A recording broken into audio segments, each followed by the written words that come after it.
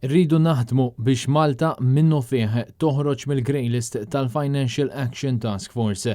Dan kien il-messaġġ tal-Partit Nazzjonalista f'konferenza tal-aħbarijiet li saret it-tnejn filgħodu quddiem l-uffiċini tal-MFSA wara li fl-aħħar ġimgħat bdew jinħassu sew l-effetti tal-grey listing fuq il-ħaddiema f'pajjiżna. Il-keliem tal-Partit Nazzjonalista Peter Agius flimkien ma' deputat Kristi De Bono u l-kandidat tal-Partit Nazzjonalista Jerome Caruana Cilja waslu l-appell ġenwin tal-ħaddiema u l-kumpaniji li fil-qasam tas servizzi finanzjarji jinsabu nkwetati bil-mod li bih il-Gvern qed jibqa' jonqos milli jirreaġixxi għal grey listing b'miżuri konkreti u li jagħtu tama lill-kumpaniji biex jibqgħu Malta. Sa minn meta pajjiżna spiċċa grey listed f'Ġunju li għadda kien hemm kollox 24 kumpanija li waqfu l-operat tagħhom minn Malta. Dan ifisser daqqa enormi fuq miet ta' ħaddiema li spiċċaw bla xogħol. Dana kollu sejjaħ għar-responsabilità min-naħa ta' tmexxija, min-naħa tal-Gvern. Il-Gvern li mhux qed jagħti sens ta' roadmap, sens ta' prospettiva. Issa ġejna grey listed. So, what's next? X'imiss issa? X'istennew l-operaturi fl-industrija? X'inhi l-prospettiva li qed tagħtu lil dawk kollha li jaħdmu fl-industrija? Dan il-kuntest il-Partit Nazzjonalista għandu messaġġ ta' tama, messaġġ li qiegħed magħkom f'dan il-perkors. Intom li titu taqalgħu xtiklu minn dan ix-xogħol, aħna rridu naraw li l-Gvern ikollu pjan u jagħti anki wens fil-problemi partikolari f'dawk l-iskumditajiet kollha li jaffrontaw l-operaturi fl-industrija fil-kuntest ta' compliance dejjem aktar stretta.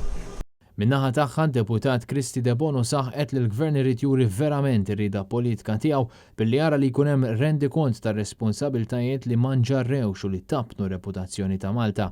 Il-prezz tal-grey listing hija taħallsu in-negozjant ġenwin qiegħda tħallsu l-industrija tas-servizzi finanzjarji. Huwa ċar li l-Gvern Laburista jidher jew huwa inkapaċi jew ma jridx juri r-rieda politika tiegħu biex verament joħroġ il-pajjiżna mill-grey listing. Il-Partit Nazzjonalista min-naħa l-oħra huwa determinat li japplika r-rieda soda tiegħu li Malta toħroġ mill-grey listing, li Malta ġitbiċċa fil-lista il-bajda jekk il-poplu jerġa' jafda il-fiduċja tiegħu lill-Gvern ġdid Nazzjonalista. Il-kandidat tal-Partit Nazzjonalista Jerome Caruana Cilja stqar li Gvern ġdid Nazzjonalista jindirizza il-ħafna skumditajiet li daħlu fl-industrija tort tal-grey listing. Il-Partit Nazzjonalista se jara li jkun hemm rapport kontinwu mal-industrija biex jiġu indirizzati l-bżonnijiet prattiċi kollha tal-kumpaniji u l-ħaddiema fis-settur, bżonnijiet li issa kibru minħabba l-grey listing u r-reperkussjonijiet li ġabet magħha. U fakkar li l-Gvern għadu ma ħall ebda passi biex dawk kollha responsabbli jagħtu rendikont ta' emilhom filwaqt li spjega li l-grey listing mhux biss se jolqot lil dawk li direttament jaħdmu fis-settur iżda lil kulħadd.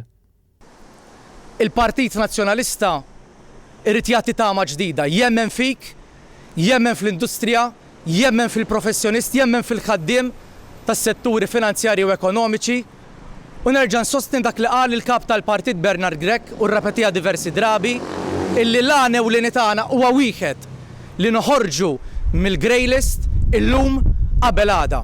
U allura l-appell tiegħi huwa wieħed lill-Gvern. Il-grey listing mhux ser jgħaddi waħdu, trid tiċċaqlaq, trid tieħu azzjoni. Ħu azzjoni llum qabel għada, qabel ma jkun tard wisq.